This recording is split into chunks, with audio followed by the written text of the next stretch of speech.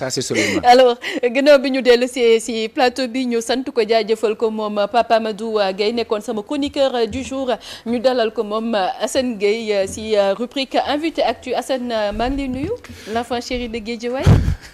fay naa la Safiatou nuyu Papa Amadou dégg si dara bokk. d'accord ma bàyyi la nga nuyu mbokk yi ñuy teewlu ci Walf TV ni ñu koy defee suba su jot. nuyu suñu kan Souleymane Diallo membre de la coalition Diomaye Président. Souleymane ñu dalal la. asalaamaaleykum mbokku Sénégal. ma leen di yéene yeewu jàmm ak salaam am mbégte ak plaisir fekk fi suma mag. ku ma am jaar-jaar ak xadar bi ak suba teel bi Pape Amadou Gueye gëj naa ko gis un fin politicien dégg naa ay analyse am mais politique moo ni demee. en fait du politicien de moom chroniqueur la. waaw mais c'est un fin politicien. ah bon kii dama am jaar-jaar ak moom. c'est l'élève qui est en face de son maître. c'est vrai parce que moom il m'appelle maître, c'est mon disciple. C'est vrai. Et je suis très content de lui parce que bu manqué suivre. Et ça c'est une très longue histoire. dama nekkoon seen mag te dama leen jàngal vertu. macha allah mu tombé may wax ci vertu.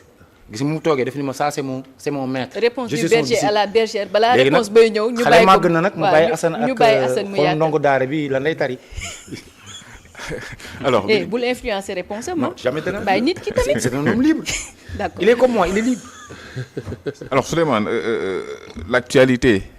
chez vous au niveau de la coalition mooy seen AG bi ngeen def samedi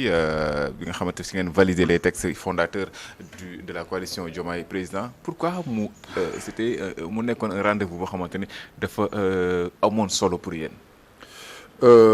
may remercier l'ensemble des participants à cette assemblée générale vraiment de validation de nos textes.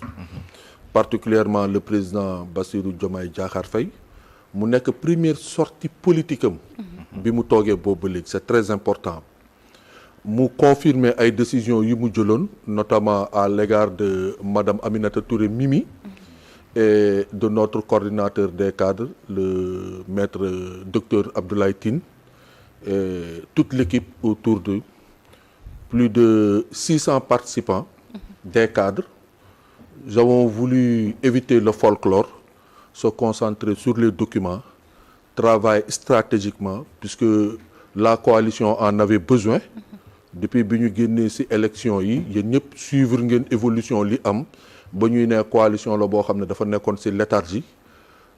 Si peu de temps bi ñu confirmé Aminata Touré après le 7 novembre coow bi mu indi yëpp mu monter une équipe. soo ma newee suma ene nga dama koy nangu tey ce sont des jeunes qui prennent les choses en main qui essayent de redynamiser cette structure politique l'art de participer et de bâtir la cité à travers des contributions positives puisque aujourd'hui le débat politique est très agité et quelque part ñenn ñi dem nañu ba ragal l'homme politique et donc à travers des consignes des orientations politiques définies sous la supervision générale de madame Aminata Touré, on nous a donné une feuille de route sur laquelle on devait travailler en si peu de temps pour restructurer, redynamiser et animer cette coalition du président Bassirou Diomaye Diakhar Faye. Contenu bi, le fond xam ngeen ko, forme bi gis ngeen ko, boobu ba léegi il n'a pas eu l'opportunité de donner des clarifications, d'éclairer la lanterne à la population sénégalaise, mais surtout c'était une sortie pour rassurer les populations, surtout les politiques, les militants, ñi mu àndal ak liñ ko munti wax ak liñ si munti def yaakaar naa ni am na benn banc buñ ko teg moom waxul benn version rek lañ doon dégg yaakaar naa ni barki démb li mu indi si discours li mu indi ci communication li mu indi ci dialogue ku nangu que dama bëgg a yaatal njaboot gi dama bëgg a inclure bëgguma exclure kenn beddiwuma kenn xajaluma kenn liñ may teg di ma jàmmuloo di ma saaga di saaga sama njaboot di saaga sama waajur di saaga sama askan nekkuma ci tànk boobu tànk bi ma nekk mooy liñ ma dénk muy Sénégal képp kuy doomu Sénégal te nga gëm ma bëgg a ànd ak man maa ngi lay tàllal loxo kaay ñu ànd si jàmm ak salaam.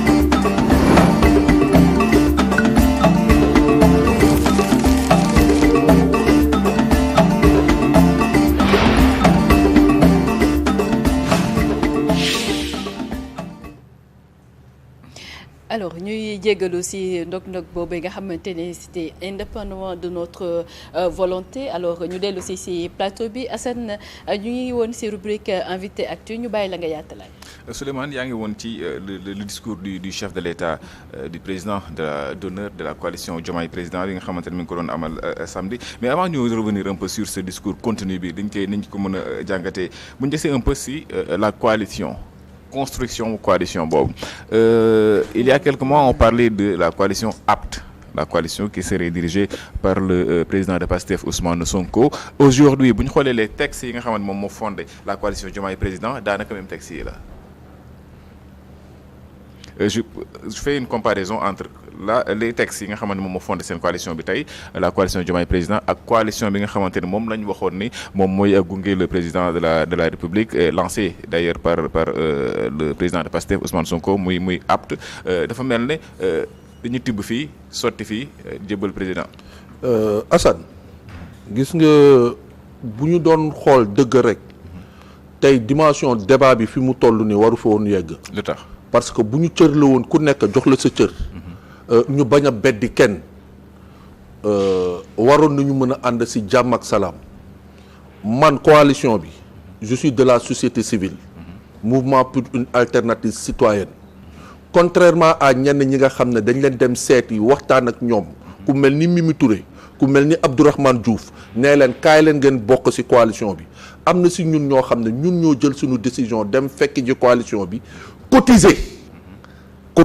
jël suñu alal def ci mobiliser wu ñoom Mimi Touré di yegg ci ay car camion ñuy dox di wër di waxtaan ak askan bi c'était très important période boobu beddiwuñu kenn traité wuñu kenn de traître boobu ñun ñoo àndoon nekk benn di wax ak askan bi. Qu'est-ce qui s'est passé en temps? su ñuy dem ba di doxal ñu jël nguur jël réew boo ko jëlee di nga ànd ak ku bon di nga ànd ak ku baax di nga ànd ak ku dëng di nga ànd ak ku tux di nga ànd ak ku lu ñëpp ngay boole nekk benn say nga fexe nag nooy doxalee képp ku nekk ci doomu réew bi gis boppam ci li ngay def ñun de Diomaye président bi ñu génnee ci l'ARCOS génn ci les candidats spoliés parce que ñoo nekkoon noyau duru Sonko président bi ñu neewee ci Pastef dissoudre nañ ko ñu gis injustice bi ñu mel ni man ñëw fekk ci leen ñu créer Diomaye président commencé doxal comme ni mu la koy waxee indi suñu contribution financière suñu contribution morale suñu contribution créer suñu siège ñuy daje di waxtaan ci li ñu jël Mimi Touré def ko superviseur général boobu Diomaye nekkagul président de la République mu ngi ci kaso bi. Aïda Mbodj li mu doon def boobu Aïda Mbodj pour ne pas le citer elle était là elle était active mais daawul woon sax ñëw ci sunu yenn réunion yi loolu muy dëgg wala dafa am benn parti boo xam ne fa la daan ñëw Mimi Touré moo ñu daan ñëw fekk ci au siège Liberté di participer ak ñun ci délibération yi ak li ñuy def donc supervision wu coalition bi élection yi boobu ngay wax noonu ñun à l'époque ñun mi fa nekkoon Mimi Touré la ñu gisoon. Souleymane dafa mel ni tey ñaari narratif moo am ñaari histoire moo am ci coalition boobu. man narratif bi ma fekkee ci weeru koor laa nekk xam naa ni avant élection yi et je prends Ami Mara bi doon jël cotisation yi Justin Correa directeur u CICES avant Amadou Chérif di ñëw ñi nga xam ne boobu nos interlocuteurs 6 la ñu woon ñeneen ñu ngi ci gouvernement bi pour le PASTEF le président Ayib Daffé ñi doon ñëw di jaar Pastef yëpp ci Ayib Daffé la ñu daan jaar ak le ministre Moustapha Sarré bu nekkee ñeneen ñi le ministre de l'éducation nationale Moustapha Mbaba Guirassy ak Dianté Mamadou Lamine Dianté ñoom ñoo yore woon kii bi le doyen Habib Sy coordonné loolu yëpp ñooñu ne nekkoon la vraie information concernant la coalition man dama jàpp ni que le président Ousmane Sonko quelque part dañ ko léere dañ ko nax par rapport ak fonctionnement wu coalition bi. parce que bu amoon version wu ñii pour la restructuration de la coalition amaana ni coow boobu ñuy wax noonu du am. man ñuy wax waxu apte man de ba tey ku xeebu laa amaana ni mënuma mobiliser cabine téléphonique waaye am na ñuy bàyyi xel ci man am naa njaboot te j'aspire à être vraiment politique au sens du développement de la cité xam naa ne am naa cër ci réew mi te bokkoon naa te maa ngi wax ni dama bokk tant que dàquñu ma war nañ ma mën a consulter wala informer ma ni que am na beneen coalition ñiwlug ñu ngi rebâtir coalition bi nii lañ koy tuddee soo buggee adhérer boo buggee dul adhérer sama fidélité ci coalition Diomaye président parce que boobu ba léegi processus bu ñu nekkoon bu njëkk di ñu informer mu am benn instant mu am léthargie ba Mimi Touré Aminata Touré jël affaire yi mu ànd ci ak un jeune coordonnateur de Nawalé Samba Gueye toutes les informations chaque semaine dañu am information yi à travers une équipe restreinte que dirige le jeune Samba Gueye moo ñuy jox les informations à jour alors que bu njëkk léthargie bi bu mu amee ñun loolu lañ doon reprocher que on n'est pas informé xamuñu lu xew depuis lors il y a eu benn dynamique participative benn dynamique inclusive ñu dem ba créer ay cellules de travail lu mel ni tey communication bi dama xëy le chargé de la communication le docteur Aliou Diallo nee ma Souleymane pour Walfadjri ginnaaw min nga fa tu vas aller tu as participé à toutes nos délibérations tu as les informations qu'il faut y aller teguñu la benn élément de langage dañu bëgg rek nga dem nga waxal askan bi si li nga xam muy dëggu nga wax li nga xam te muy dëgg te nga mën a waxtaanal askan bi si noonu lañ ma choisir comme ni ñuy mën a choisir ñeneen tey à l'heure où je vous parle ma koy wax ak askan bi si télé lañ nekk si weeru koor lañ nekk coalition Diomaye président est dans une dynamique inclusive participative et très transparent par rapport ak li ñu fay am du giseen même billet yi ñu may yaakaar naa ni li ñu koy ruumanaat presse bi jot na ko xam nañu nan la ñu choisir xam nañu nan la ñu tirer au sort xam nañu ñan ñoo ko gagné ak ñi ko gagné fan la ñu jóge si esprit de transparence boobu tey si dynamique boobu la coalition bi nekk di redynamiser wu nekk di rebâtir encore li ñun bu suñu processus politique. mais Souleymane tey accusation bi moom mooy membre coalition Diomaye président wala ñenn ci membre coalition yi ñoo dox ci diggante Sonko ak Diomaye. xam nga sa wujju ku muy sëlëm sa kanam du set je pense que accusation yooyu wax nga ko ay accusation la ce sont 2 personnes aguerries bi ñuy nekk ci prison bi man fekkewuma ñooñu ñuy wax noonu fekkewuñu suñu toogee ba ñuy ne ñii ñoo dugg seen diggante seen xaajaloo mooy man li may wax waa coalition bi am na fenn foo xam ne bu nekkee tabax moo ñu tax a jug construire moo ñu tax a jug nañuy moytu di dugg ci yenn discours yi nañu moytu di wax yenn wax yi ñun bu ñuy yàq ñun bu ñu xajamal amaana ni ñi tiit ragal ñoom ñoo ñuy tifaar ñoom ñoo ñuy saaga arme ku faible la saaga arme ku amul argument la mais nous avons suffisamment d'arguments pour mën a jàkkaarloo ak askan bi waxtaan ak ñi nga xam ne bëgg nañu dégg wax leen li nga xam ne loolu la ñu yéene réew mi président Bassirou Diomaye Diakhar Faye fi ñu ko fekk ak ni mu nekkee parce que toog na giir goo xam ne amul lu mu déggul politiquement nag la ñu wax institutionnellement ñu ngi xool institutionnellement nous sommes tous responsables de ce qui est en train d'arriver mais politique nag yow si sa bopp Pape Abdoulaye Gueye samay premier pas politique si say ànd nañu am na ku si nekk benn taxawin mooy taxawee mais lenn rek moo si nekk li nga xam ne mooy fondamental fexeel ba li ngay wax buñ la si xeeb fexeel ba biñ lay wax buñ la si xool weddi la si fexeel ba liñ lay wax mu am valeur doomu aadama bi lay déglu am yaakaar si yow mu xam ne li ngay wax nii wax dëgg yàlla politique nag ak ay njuj cànjam politique ak ay feewam politique doo gis fu mu ëmbee fu mu wasinee ngay gisee te wasin bi nag na nekk wasin bu rafet ñun si incarnation tey suñuy wax waxu rupture suñuy wax waxu alternative suñuy tey projeté leneen li nga xam ne Sénégal comme ni ñu ko waxee ñun jeunes yi ñun ñoo ko war a yore waruñu beddi suñu ay mag waruñu beddi suñu ay wayjur suñu ay jigéen dañ si war a bokk ñu ànd sàmmandoo li nga xam ne alalu askan bi la moo gën tifaar yi di jiiñante di saagante di beddiwante di xastante loolu ñun si dynamique coalition bi ñu nekk loolu la ñu bëgg a arrêté. Souleymane yaa ngi naan politique du ëmb day wasin coalition Diomaye président wasin na PASTEF mooy le parti au pouvoir et ce qu'on remarque mooy coalition bi nga xamante ni l'objectif moom mooy accompagner l'action du gouvernement accompagner l'action du chef de l'État benn membre PASTEF lañ ci xam muy le président Bassirou Diomaye Faye. benn membre PASTEF ngeen si xam waaw parce que moom ngeen bàyyi xel gis nga man sama bopp li ma daan reproché bu njëkk fonctionnement wu PASTEF yéen ñëpp foofu ngeen ko kii mais ñeneen ñi nga xam ne ñu ngi développé autour de PASTEF pourquoi mu nekk benn élément ñun ñëpp ñu bëgg ñu concentré woo benn rivalité contre Ousmane Sonko ñun ñoo bañ demuñu si gaal googu. parce que tontu ngeen ko si week-end bi. y a beaucoup de gens qui ont parlé. beaucoup de gens qui non Abdourahmane Diouf Mimi Touré tudduñ turam mais xam nañ Sonko lay waxal. politique la. ku tooñul déggoo leen fa tuuru Ousmane Sonko. ñu tam mën nañu jëlee ni que cabine téléphonique mais jokkalante boobu boo tiimee ay gor ne di leen jiiñ sàcc ba pare nag di ànd ak ñoom di toog ak ñoom di waxtaan ak ñoom loolu tamit dafa am leneen lu muy ndurul tey réew mi toll na foo xam ne bu ñu bokkul xalaat wala topp ma la si li nga bëgg ñett yi nga may jiiñ day sàcc day fen def ma bañ moo may jaxaseeg diw alors que mën nañu ànd si jàmm ak salaam wormante te dooma jiiñ dara loo ab kiwul tey réew mi mais ku mel ni góor yu mel noonu ànd su neexee ngeen ànd nawle bu naqaree nga tifaar jiiñ ko de traître Assane Pape Abdoulaye nañu waxante dëgg Pape Amadou Gueye nañu waxante dëgg xool leen njiitu réew bi ñuy taxaw di ko tifaar ay waajuram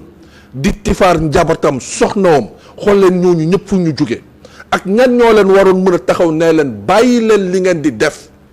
amul kenn ku koy def au contraire dañ leen di encourager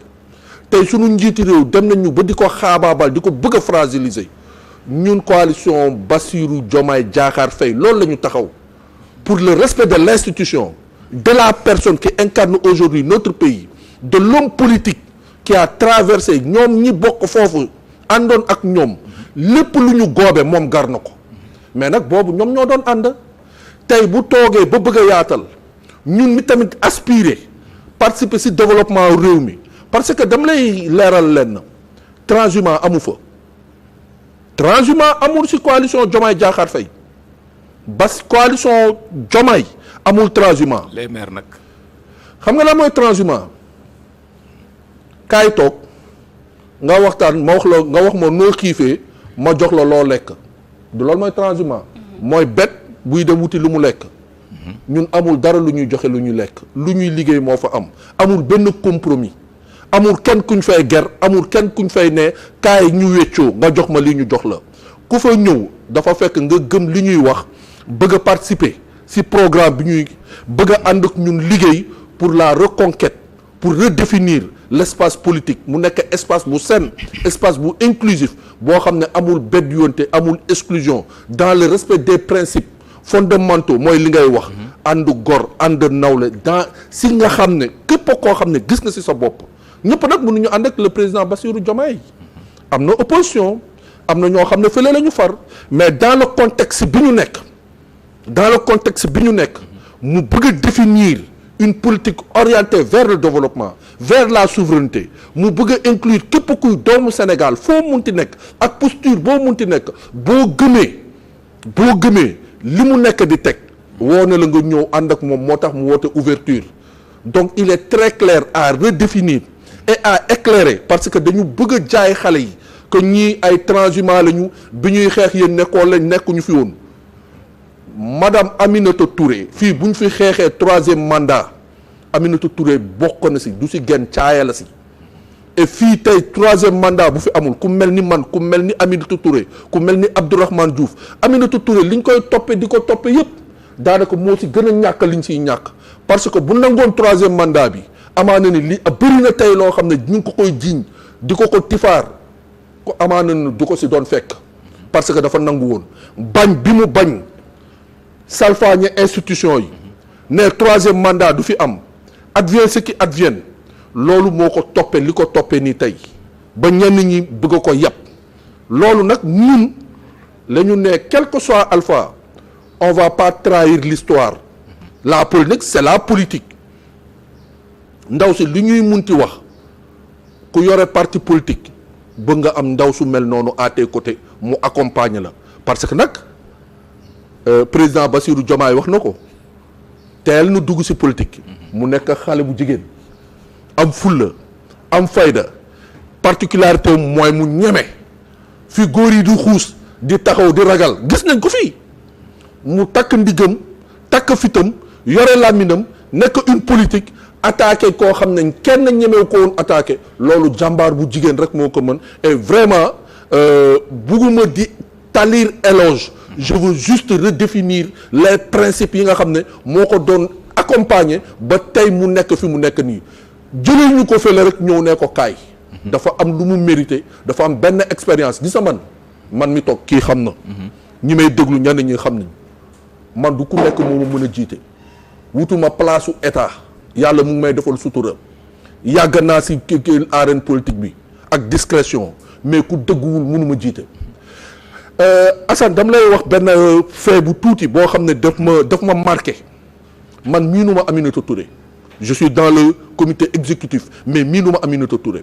avant-hier dañ nekkoon si terrain bi di liggéey benn liggéey ñu liggéey ba liggéey bi waaj a egg am benn information buñ ñu jox ñu ne comme quoi ni que elle a instruit li ñu doon def noonu nañ ko changer yóbbu ko si beneen barab avec fermeté ki ñu ko wax ne ko avec fermeté le groupe qui était là en train de travailler nous nous sommes dit non ça c'est pas possible elle n'a pas la bonne information le docteur Aliou Diallo chargé de la communication son bras droit sur la communication ñu ne ko waxal ak moom Aliou l'a appelé lui dire que la majorité ñi fi nekk sur le terrain jàpp ne ñun ni que li ñu décider mooy la bonne décision lii la ñu bëgg a def xam nga lan la ñu tontu yéen mi nekk sur le terrain sur le feu de l'action la majorité li ngeen décider loolu la ñu def je vous rejoins. D'accord. Alors Souleymane c'est la grandeur d'un responsable nga mën a responsabiliser ñi ngay sa ay naw jox leen fit jox leen fulla parce que mënoon nañu ne non arrêté leen def leen li ma bëgg te dañ ko doon def mais daf ñu fekk ci à la majorité de ce qu'on a fait et alhamdulillahi rabbil alamin. Souleymane si discours yi nga xamante ni moom lañ dégg samedi disons li ñu mën a lire disons entre les lignes moom mooy l'objectif c'est d'aller au-delà de 2029 avant 2029 il y a 2027 Diomaye président la coalition mi ngi fi woon en 2024 bi Bassirou Diomaye Faye di falu mi ngi fi woon bi élection législative yi di am pourtant le pouvoir est allé avec la liste de Pastef est-ce que loolu ngeen bëgg a éviter en 2027 vous savez lors des élections législatives l'histoire est là et répétitive il n'y a pas eu de concertation ouverte par rapport à ces listes-là vous vous rappelez à la sortie d'une rencontre de la coalition au niveau encore de Méridien si le maître Moussa Diop njëkk a génn ne on va pas nous embastiller kenn du ñu yóbbu si li nga bëgg man je n'ai rien contre Pastef Pastef bi mu commencé doxal ba léegi je me suis pas retrouvé biir Pastef mën naa nangu appellation Pastef mais amaana ni du ma jënd carte Pastef je suis pas du ma politique à ce niveau-là donc bu ñuy dem si élection yooyu gisa bi coow yu bëri ñun am na si ñoo xam ne ku mel ni man suñu dossier pour être candidat aux législatives dama mujjee ne nañ ma delloo sama dossier parce que coow bi je me retrouve pas ci biir le fondement de consultation le fondement bi nga xam ne ñun ci base boobu la ñu waroon ànd ensemble même bu nekkee appellation Pastef la ñu waroon am amuñu ko donc loolu moo taxoon coalition Diomaye demul aux élections législatives parce que à ce moment-là on a voulu accepter le vouloir du parti majoritaire de la coalition moo nekkoon Pastef tey ñu bëri ñu ngi jàpp ni que non Pastef moo ànd ak population bi mais attention amul benn déterminant bu ko mën a y a une très grande sympathie à l'égard du leader du Pastef mais y a également nañu waxante dëgg. Souleymane parce que Ousmane Sonko bu la joxoon ñooñu ay falu. yàlla moo def loolu yàlla mooy fale xam nga man ba léegi am na si benn débat boo xam ne du ma si dugg parce que fekkeewu ma ko dégg naa ko Ousmane Sonko Habib Sy la jox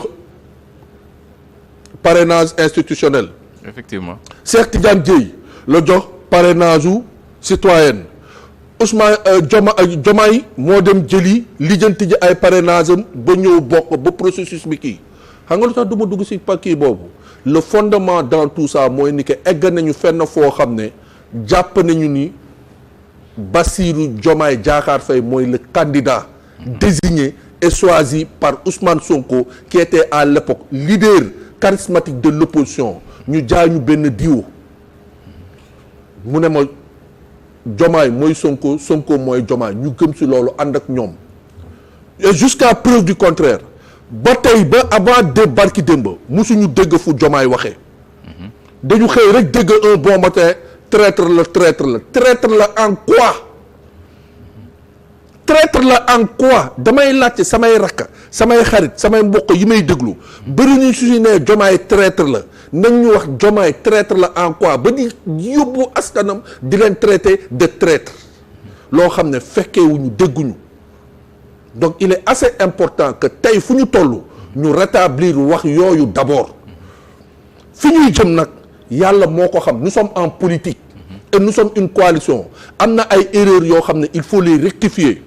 li amoon lors des législatives ba tey am na si yoo xam ne ay lueur la am na si ay résultats yoo xam ne dem nañu ba tey am nañu ko titré le blocage de l'Assemblée nationale loolu bu amee c'est parce que à l'époque Diomaye n'avait pas pesé de son poids comme ni mu ko pesé nii ne rupture lii il faut que ñu am inclusion waxu rupture et d'ailleurs ce qu'il faut comprendre le message dans lequel il confirme son appartenance au PASTEF et à l'historique et au patrimoine du PASTEF loolu moo ko waral mooy ni que fa laa bokk fa laa xam waaye ma àndaloon ñuy pousse oto bi takk ñu war a dem bàyyi leen parce que ñoom ñoo doon pousse oto bi ànduma ak loolu dañu bokk ak ñun yéeg ci oto bi ñu dem fi ñuy dem et le message est très clair le message est plein de sagesse mooy ni que du ñu beddi kenn nañu ànd suñu munee ànd nañu ànd ci jàmm ak salaam dama lay laajte wax ma fan la ñu bindee ni que Bassirou Diomaye Diakhar Faye warul bokk ci benn coalition am na fu ñu bind ni que war na démissionner ci parti politique comme président mais wax leen ñu fan la ñu bind ni que warul bokk ci coalition bëgg naa kenn génneel ma texte boobu su boobaa scientifiquement naa ko analyser su boobaa scientifiquement naa ko développer mais tant que amul fu ñu ko interdire mu bokk ci coalition war na mën a bokk ci coalition boobu nag ku ci bëgg a bokk majorité bi fi nekkoon beddiwuñ leen ci suñu bëggee nañu bokk suñu bëggul dañu dawal coalition bi on va à la conquête des populations naam du yomb loolu la ñu xam tey am nañu 380 maires yu gëm projet boobu ñëw ànd ak ñun ñu ngi koy contrôler les jeunes Samba Gueye l'infatigable coordonnateur bu nawale mu koy mële on fait appel à la jeunesse gis ngeen démb lu ñuy wax ci femmes yi par ricochet je les rends hommage 8 mars bi suñu prochaine étape c'est la jeunesse parce que tamit il faut que ñu communiquer ak jeunesse bi jox leen le message qu'il faut les éléments de langage qu'il faut rassurer leen par rapport ak seen avenir parce que dafa mel ni comme xale yi fu mu ne dañu réer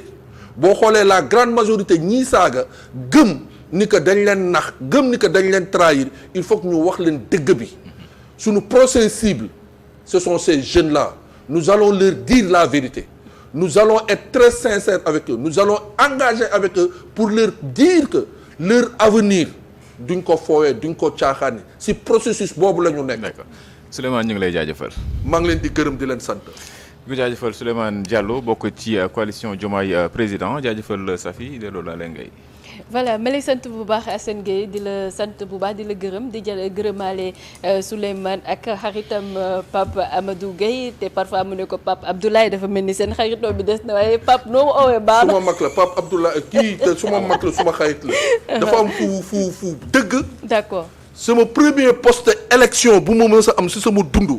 moom moo mës a guidé. ndeysaan. am na solo muy papa yi ñëpp